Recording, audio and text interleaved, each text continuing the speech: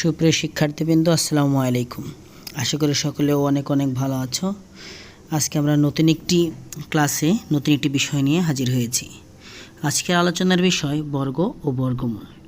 Cadet college ভর্তি পরীক্ষার জন্য এই অধ্যায়টি খুবই গুরুত্বপূর্ণ। বর্গ ও বর্গমূল সম্পর্কে জানা থাকলে আমাদের কিন্তু অঙ্কগুলো করতে অনেক সুবিধা পাওয়া যাবে। তো কথা না বাড়িয়ে আমরা প্রথমেই প্রাথমিক আলোচনায় চলে যাব, কারণ এই অধ্যায়ের প্রাথমিক আলোচনা খুবই গুরুত্বপূর্ণ, যেখান থেকে বিভিন্ন পরীক্ষায় কিন্তু ছোট প্রশ্ন কিন্তু আসে। আর প্রাথমিক আলোচনা সম্পর্কে জানা থাকলে খুব সহজেই কিন্তু আমরা এই অধ্যায়টা করতে পারবো, কোনো সমস্যা থাকবে না ইনশাল্লাহ। তো সর্বপ্রথম আমাদের যেটা জানতে হবে সেটা হলো বর্গ ও বর্গমূল। বর্গ ও বর্গমূল বলতে কী বোঝো বা কাকে বলে। তো সেই ক্ষেত্রে আমরা সংজ্ঞা দিতে পারি, কোনো সংখ্যাকে ওই সংখ্যা দ্বারা গুণ করলে যে গুণফল পাওয়া যায় তাকে সংখ্যাটির বর্গ, এবং সংখ্যাটিকে বলা হয় গুণফলের বর্গমূল। অর্থাৎ একটা সংখ্যাকে ওই সংখ্যা দ্বারা গুণ করতে হবে, আর গুণফলটা হবে বর্গ, এবং যে সংখ্যাটিকে দুইবার গুণ করলাম তার একটি সংখ্যাকে আমরা বলতে পারবো গুণফলের বর্গমূল। তো আমরা একটু উদাহরণ সহ দেখে আসি। দেখেন, এখানে উদাহরণের মধ্যে দেখানো হয়েছে 7 × 7 = 49। 49 হলো 7-এর বর্গ। একইভাবে 5 × 5 = 25 লেখা ছিল। তো এখানে কিন্তু আমরা দেখতে পাচ্ছি n × n = m। তার মানে বোঝাইছে mটা হলো n এর বর্গ আর nটা হলো m এর বর্গমূল। তো এখন বেশ কিছু বিষয় জানা যদি থাকে তাহলে কিন্তু আমরা এই বর্গ ও বর্গমূল অধ্যায় কিন্তু আমরা খুব সহজেই বুঝতে পারবো। তো এক অঙ্ক বিশিষ্ট যে সংখ্যাগুলো রয়েছে তাদের কিন্তু আমরা বর্গ সংখ্যাগুলো মনে রাখতে হবে আমাদের। তো আমরা সেই বর্গ সংখ্যাগুলো লিখে নিয়েছি, তো স্ক্রিনে দেখতে পাচ্ছেন। তো 1-এর বর্গ কিন্তু 1, 1কে 2বার গুণ। একইভাবে 2, 3, 4, 5, 6, 7, 8 ও 9কে 2বার গুণ করে কিন্তু আমরা তার বর্গ কিন্তু লিখে নিয়েছি। তো 1-এর বর্গ 1, 2-এর বর্গ 4, 3-এর বর্গ 9, 4-এর বর্গ 16, এভাবে কিন্তু লেখা হয়েছে।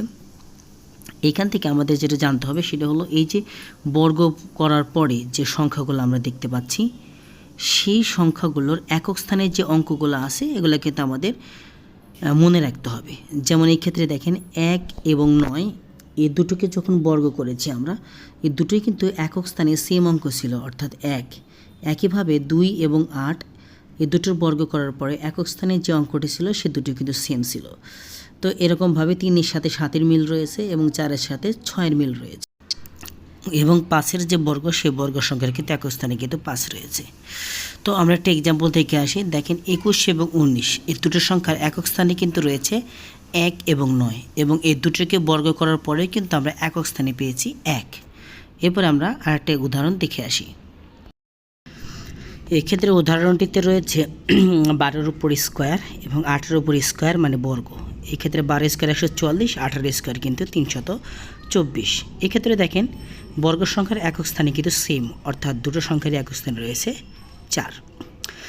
এবার যদি আমরা আরেকটা উদাহরণ দিই সেটি হলো 13 স্কোয়ার ও 17 স্কোয়ার। তো এখানে কিন্তু বর্গ সংখ্যা 169 ও 289।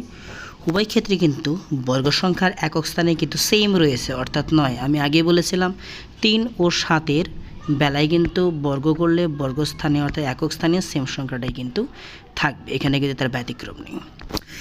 14 এবং 16, তো 14-এর বর্গ 196, একক স্থানে আছে 6, এবং 16-এর বর্গ হলো 256, সেখানে কিন্তু রয়েছে একক স্থানে 6। এখানে কিন্তু আমরা বুঝতে পারলাম 4 এবং 6 যুক্ত কোনো সংখ্যার একক স্থানে যদি থাকে 4 ও 6, সেক্ষেত্রে কিন্তু বর্গ করলে বর্গ সংখ্যার একক স্থানে কিন্তু থাকবে 6। তো এই বিষয়গুলো জানা থাকবে। আরেকটা বিষয় হলো এখন আমাদের বাকি রয়েছে হলো 5। কোনো সংখ্যার একক স্থানে যদি 5 থাকে তাহলে বর্গ করলে বর্গ সংখ্যার একক স্থানে কিন্তু সর্বদাই কিন্তু এই 5ই হবে। তোমরা 5-এর বিষয়টা বুঝতে পারলাম। তো এরপরে আমরা আরও কিছু বিষয় জেনে আসি। এবার জানব পূর্ণবর্গ সংখ্যা কাকে বলে। তো পূর্ণবর্গ সংখ্যা আমরা কিন্তু বেশ কিছু উদাহরণ দিয়েছি, কিন্তু সংজ্ঞাটা বলা হয়নি। তো এখন আমরা সংজ্ঞাটা আপনাদেরকে পড়ে শোনাব। যে সকল স্বাভাবিক সংখ্যাকে দুটি একই স্বাভাবিক সংখ্যার গুণফল আকারে প্রকাশ করা যায় তাদেরকে পূর্ণবর্গ সংখ্যা বলে। অর্থাৎ পূর্ণবর্গ হতে গেলে একটি সংখ্যাকে এমনভাবে ভাঙতে হবে যেন দুটি সংখ্যা একই হয় এবং তারা গুণ করলে কিন্তু আবার মূল সংখ্যার সমান হবে। অর্থাৎ আমরা 1 থেকে 100 পর্যন্ত যে চার্টটা লিখেছিলাম সেখানে কিন্তু 9টি পূর্ণবর্গ সংখ্যা পেয়েছিলাম। তো সেই পূর্ণবর্গ সংখ্যাগুলোর মধ্যে রয়েছে 1, 4, 9, 16, 25, 36, 49, 64, 81। আর মাঝখানে যতগুলো সংখ্যা আছে 100 থেকে ছোট কোনো সংখ্যাই কিন্তু আমরা পূর্ণবর্গ সংখ্যা বলতে পারি না। কিছু কিছু সংখ্যার একক স্থানে কিছু কিছু অঙ্ক দেখা মাত্রই কিন্তু আমরা বলে দিতে পারবো এই সংখ্যাগুলো পূর্ণবর্গ সংখ্যা হতে পারে। এখন আমরা সেই অঙ্কগুলো সম্পর্কে একটু জেনে আসি। প্রথমে যে চারটি দেখানো হয়েছিল সেই চারটি আমরা আবার পুনরায় লক্ষ্য করি। চারটিতে কিন্তু পূর্ণবর্গ সংখ্যাগুলোর একক স্থানের অঙ্কগুলো দেখানো হয়েছে। তো এখানে একক স্থানের অঙ্কগুলো লক্ষ্য করলেই কিন্তু আমরা একটা বিষয় দেখতে পাবো। তো চারটি থেকে যেটা পেলাম সেটা হলো প্রত্যেকটি পূর্ণবর্গ সংখ্যার একক স্থানে বা শেষে কিন্তু 1, 4, 5, 6 অথবা 9 আছে। তার মানে এই অঙ্কগুলো যদি থাকে তাহলে সংখ্যাগুলো কিন্তু পূর্ণবর্গ সংখ্যা হতে পারে। এখানে বিশেষভাবে লক্ষণীয় যে আমি কিন্তু বলেছি পূর্ণবর্গ সংখ্যা হতে পারে, আমি বলিনি এই অঙ্কগুলো যদি কোনো সংখ্যার একক স্থানে বসে তাহলে সংখ্যাটি অবশ্যই পূর্ণবর্গ সংখ্যা হবে। আমি বলেছি হওয়ার সম্ভাবনা কিন্তু আছে। উদাহরণস্বরূপ আমি যদি বলি 19 সংখ্যাটির একক স্থানে কিন্তু 9 আছে। এখন 9 আছে বলেই কিন্তু সংখ্যাটি পূর্ণবর্গ সংখ্যা নয়।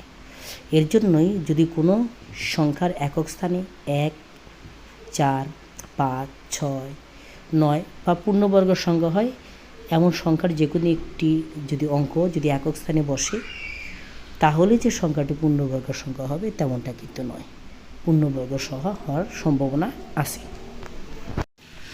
এবার আমরা দেখব বেশ কিছু অঙ্ক যদি কোনো সংখ্যার একক স্থানে বসে তাহলে সেগুলো কখনোই পূর্ণবর্গ সংখ্যা হয় না। অর্থাৎ কোনো সংখ্যার একক স্থানে যদি 2, 3, 7 অথবা 8 যে কোনো একটি থাকে তাহলে সংখ্যাটি কখনোই পূর্ণবর্গ সংখ্যা হতে পারে না। আর একটি তথ্য কিন্তু আমাদের জানা থাকা দরকার, কোনো সংখ্যার শেষে সর্বশেষে যদি একটি শূন্য থাকে তাহলে সংখ্যাটি কখনোই পূর্ণবর্গ সংখ্যা হয় না। যদি কোনো সংখ্যার লাস্টের শেষে অর্থাৎ শেষের দিক থেকে যদি 2টি শূন্য থাকে তাহলে সংখ্যাটি পূর্ণবর্গ সংখ্যা হতে পারে, হবেই এমনটা কিন্তু নয়, তবে হওয়ার কিন্তু সম্ভাবনা রয়েছে। এখন আমরা কোনো পূর্ণবর্গ সংখ্যার একক স্থানীয় অঙ্ক দেখেই কিন্তু অনুমান করে বলে দিতে পারবো সংখ্যাটির বর্গমূল করলে বর্গমূল সংখ্যাটির একক স্থানে কোন অঙ্ক হতে পারে। সেক্ষেত্রে 2টো অঙ্ক হওয়ার সম্ভাবনা থাকে। তো সেগুলো বিষয় সম্পর্কে আমরা এখন জেনে আসব। কোনো পূর্ণবর্গ সংখ্যার একক স্থানে যদি 1 থাকে বা 1 বসে সেই ক্ষেত্রে বর্গমূল নির্ণয় করলে সংখ্যাটির বর্গমূল সংখ্যাটির একক স্থানে 1 অথবা 9 বসতে পারে। আবার একইভাবে কোনো সংখ্যার একক স্থানে যদি 1 বা 9 থাকে তাহলে এর বর্গ করলেও কিন্তু বর্গ সংখ্যার একক স্থানে 1 হবে। এটা কিন্তু উল্টা, আমরা উল্টা দিক দিয়ে চিন্তা করব। যেমন 1 ও 9 থাকলে বর্গ করলে কিন্তু 1 বসে এবং 1-এর বেলায় বর্গমূল করলে কিন্তু 1 অথবা 9 বসবে একক স্থানে, এটা আমাদের মনে রাখতে হবে। এরপরে আমরা আরেকটি বিষয় দেখে আসব। এরপরে দেখতে পাচ্ছেন কোনো পূর্ণবর্গ সংখ্যার যদি একক স্থানে 4 বসে তাহলে সংখ্যাটির বর্গমূল নির্ণয় করলে কিন্তু তার একক স্থানে 2 অথবা 8 বসতে পারে। আবার 2 অথবা 8 এরকম যদি কোনো সংখ্যার একক স্থানে থাকে সংখ্যাটির বর্গ করলেও কিন্তু সেই বর্গ সংখ্যার একক স্থানে অবশ্যই আমরা 4 পাব। এরপরে তথ্যটি রয়েছে পূর্ণবর্গ সংখ্যার একক স্থানে যদি 5 থাকে তাহলে বর্গমূল করলেও কিন্তু বর্গমূল সংখ্যাটির একক স্থানে 5 বসবে। তো এটা কিন্তু খুবই সহজ, 5 থাকলে 5ই হয়ে থাকে। এর পরবর্তী তথ্যটি হলো পূর্ণবর্গ সংখ্যার একক স্থানে যদি 6 থাকে তাহলে সংখ্যাটির বর্গমূল নির্ণয় করলে একক স্থানে 2টি অঙ্ক বসতে পারে, সেটি হলো 4 অথবা 6। আবার কোনো সংখ্যার একক স্থানে যদি 4 অথবা 6 থাকে সেই সংখ্যাটিকে বর্গ করলে কিন্তু একক স্থানে আমরা 4 পাব। একই ধরনের সর্বশেষ যে তথ্যটি রয়েছে কোনো পূর্ণবর্গ সংখ্যার একক স্থানে যদি 9 থাকে তাহলে সেই সংখ্যাটির বর্গমূল নির্ণয় করলে একক স্থানে কিন্তু 3 অথবা 7 বসতে পারে। আবার কোনো সংখ্যার একক স্থানে 3 অথবা 7 থাকলে সংখ্যাটিকে আমরা বর্গ করলেও কিন্তু একক স্থানে 9 পাবো। এই তথ্যগুলো আমরা অবশ্যই মাথায় রাখবো। আমাদের এগুলো জানা থাকলে কিন্তু অঙ্ক করতে খুবই সুবিধা হবে। এখন আমরা বড় অঙ্কে চলে যাব। তার আগে আমাদের জানতে হবে দুটি পদ্ধতিতে কিন্তু বর্গমূল নির্ণয় করা যায়। একটি পদ্ধতি হলো মৌলিক গুণনীয়কের সাহায্যে বর্গমূল নির্ণয়, আর অন্যটি হলো ভাগ প্রক্রিয়ার সাহায্যে বর্গমূল নির্ণয়। এখন আমরা একটি বর্গমূল করে দেখাবো। 625-এর বর্গমূল কীভাবে নির্ণয় করব সেটা এখন আপনাদের দেখাবো। তো দেখেন 625-এর ভাগ প্রক্রিয়ার সাহায্যে আমরা বর্গমূল নির্ণয় করব। এর জন্য আমাদের যেটা করতে হবে, সর্বপ্রথম আমাদেরকে সর্বডান দিক থেকে আমাদের জোড়া জোড়া মিল করতে হবে। তো সেই ক্ষেত্রে যদি বিজোড় সংখ্যক অঙ্ক থাকে কোনো সংখ্যায়, একটি কিন্তু সিঙ্গেল থাকবে, এতে কোনো সমস্যা নেই। তো আমরা ডান দিক থেকে জোড়া জোড়া মিল করতে চাই, যদি কোনোটা সিঙ্গেল থাকে এতে কোনো সমস্যা নেই। তো দেখেন আমরা এটার বর্গমূল নির্ণয় করব। তো সর্বপ্রথম আমাদের দেখতে হবে যে প্রথম জোড়া এখানে সিঙ্গেল আছে, কিন্তু যদি জোড় সংখ্যক যদি অঙ্ক থাকে সেই ক্ষেত্রে কিন্তু এখানে কিন্তু ডাবল থাকবে। তো দেখতে হবে 6। তো উপরে 1 2 এই দুইটা দাগ দিয়েছে, তার মানে বর্গমূল করলেও কিন্তু আমাদের অঙ্ক হবে 2টা। তো এই 6-এর কাছাকাছি পূর্ণবর্গ সংখ্যা রয়েছে আমাদের 4। আমরা জানি 1 4 9 25 এগুলো পূর্ণবর্গ সংখ্যা, যেগুলো 1 থেকে 100 পর্যন্ত কিন্তু অলরেডি কিন্তু আপনাদেরকে লিখে দেওয়া হয়েছে। তো 6-এর কাছাকাছি এরকম পূর্ণবর্গ সংখ্যাটি হলো আমাদের 4। তো এবার এই 4-এর বর্গমূলটা হলো 2, তো আমরা এখানে লিখব 2। 6-এর কাছাকাছি কিন্তু আরেকটি পূর্ণবর্গ সংখ্যা ছিল, সেটি হলো 9, কিন্তু 9 হলো এই 6 থেকে বড়, তো বড় নেওয়া যাবে না, আমাদের ছোট নিতে হবে। এবারে বিয়োগ করব, আমরা বিয়োগ করে নিচে লিখলাম, তাহলে হলো আমাদের 225। তো এখন যেটা আপনাকে করতে হবে সেটা হলো এই যে আমাদের এই সংখ্যাটাকে ফলো করতে হবে। এখানে রয়েছে হলো 2, তো এখানে যা থাকবে তার দ্বিগুণ বসাবেন আপনি এখানে 4। এখানে 2 আছে, তার দ্বিগুণ আমরা এখানে বসালাম 4। এখন আপনাকে যেটা করতে হবে, এই 4-এর পিঠে এমন একটি সংখ্যা বসাতে হবে যেটাকে ওই সংখ্যা দ্বারাই গুণ করতে হবে। গুণ করে আমাদের 225-এর সমান বা কাছাকাছি যেতে হবে। পূর্ণবর্গ হলে সমান হবে, না হলে কাছাকাছি যাবে। তো দেখেন আমি যদি এখানে যেমন ধরে নিলাম এই 4-এর পিঠে যদি আমরা যদি বসাই হলো 1, তাহলে কিন্তু এটাকে আমাদের 1 দ্বারাই গুণ করতে হবে, তাহলে 41। তো দেখা যাচ্ছে যে এটা কাছাকাছি যাচ্ছে না।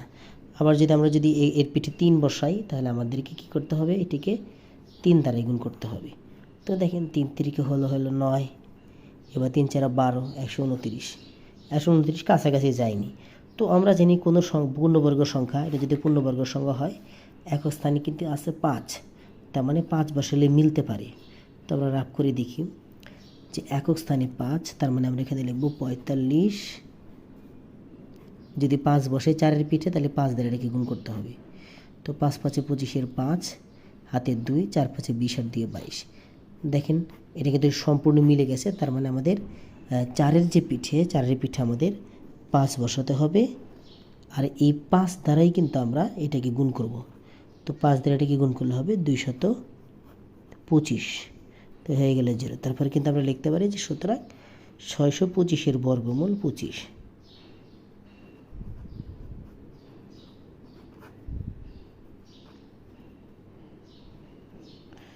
625-এর বর্গমূল সমান কিন্তু 25।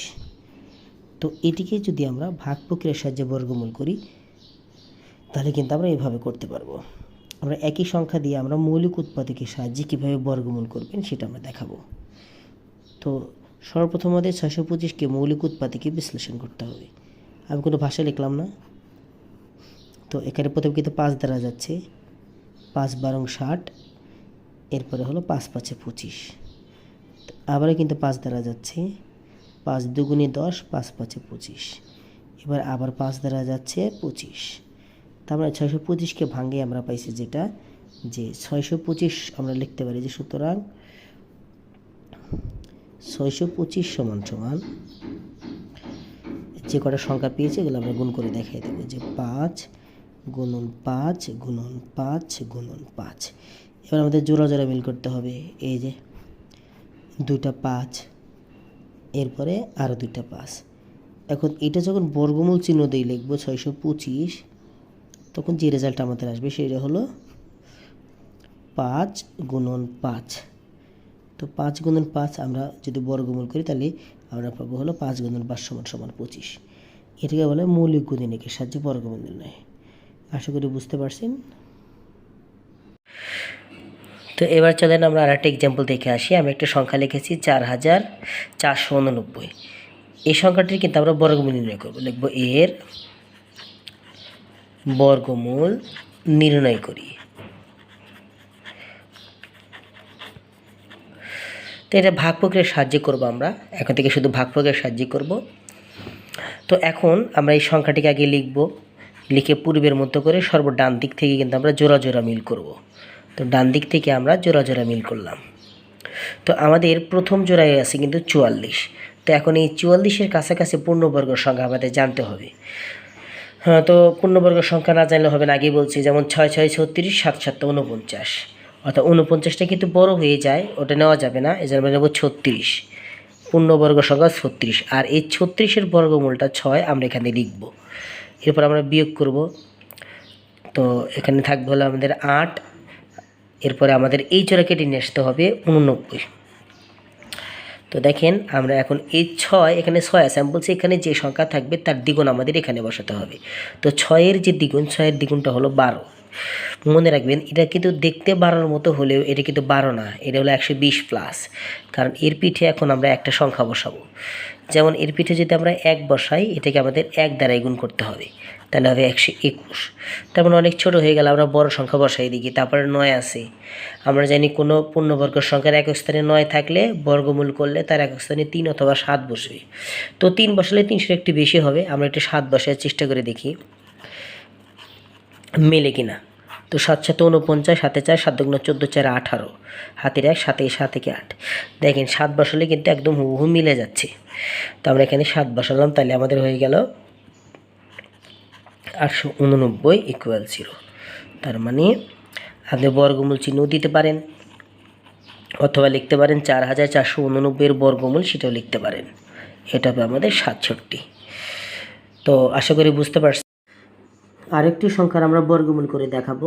তারপরে লিখবো যে এর বর্গমূল নির্ণয় করি। তো এটাই হবে ভাগ প্রক্রিয়ার আমাদের শেষ নিয়ম। তারপরে আশা করি সমাধান করতে পারবেন। তো 6 5 5 3 6। তো প্রথমে আমাদের ঘর তৈরি করে নিলাম। এরপর আমরা ডান দিক থেকে কিন্তু জোড়া জোড়া মিল করব।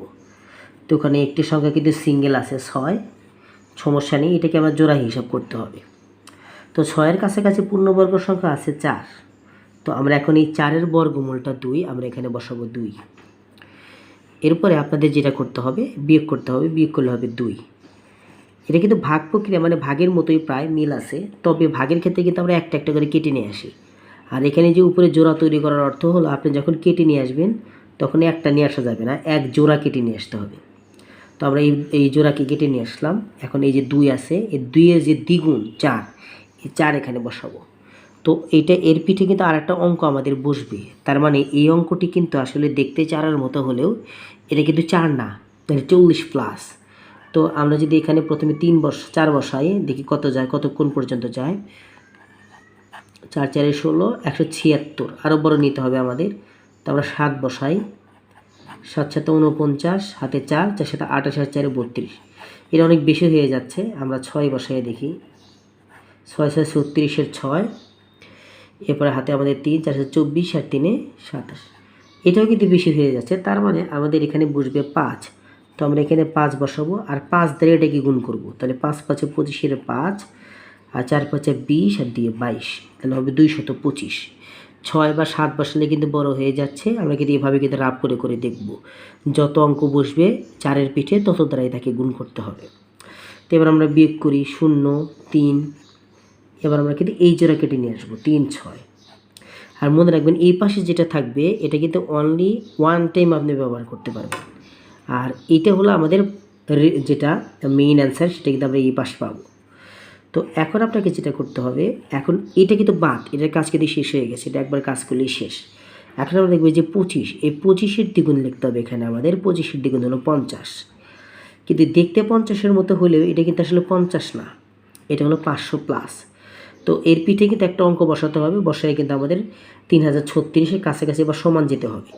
তো আমরা এর পিঠে যদি 5 বসাই তাহলে আমাদের 5 দ্বারাই গুণ করতে হবে, তাহলে হবে আমাদের 525, 5 5 25 আর 5 5 25, অর্থাৎ 2525। তো 3000 হচ্ছে না, আমরা তাহলে 6 বসাই দেখি। আর একক স্থানে এমনিতেই কিন্তু যদি কোনো পূর্ণবর্গ সংখ্যার একক স্থানে 6 থাকে, বর্গমূল করলে কিন্তু তার একক স্থানে 4 অথবা 6 থাকে। তো 5 বসালেই বেশি কম হয়ে যাচ্ছে, তাহলে তো 4 তো বসবেই না, তাই 6 দ্বারা ট্রাই করতেছি। 6 6 36 আর এই যে 5 6 হলো 30, 3036 মিলে গেছে।